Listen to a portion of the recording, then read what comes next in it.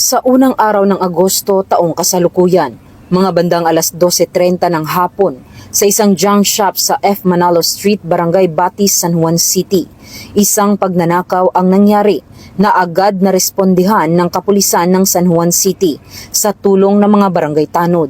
Ayon sa biktima na may-ari ng junk shop, dumating di umano ang sospek na kinilalang si alias Janjan sa kanyang junk shop at nagbenta ng mga scrap metals. Subalit matapos itong mabayaran ng may-ari at nang ito ay paalis na, ay tinangay di umano ng sospek ang isang sako ng bigas na may lamang mga copper wires at mabilis na umalis sa lugar.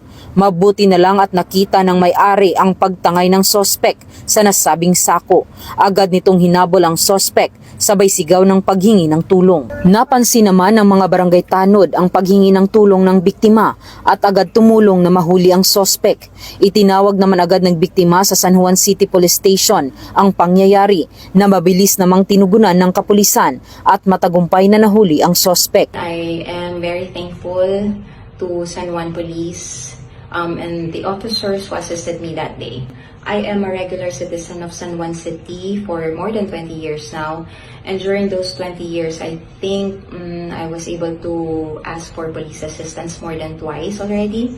But I am very particular with my recent experience with our police force when I personally went to the Central Police Station of San Juan City because of a criminal activity in my area. I think San Juan City is very lucky to have this kind of officers around, and I hope that my sharing of my experience could also encourage other regular citizens like me, not just in San Juan City, to also share their positive experience with their local police force, because I believe that this could also encourage other police officers to not just work within their call of duty, but also work beyond it with empathy. Matapos basahan ng kanyang karapatan ang sospek, ay pansamantala itong nakakulong sa San Juan City Police Station Custodial Facility para sa kaukulang disposisyon.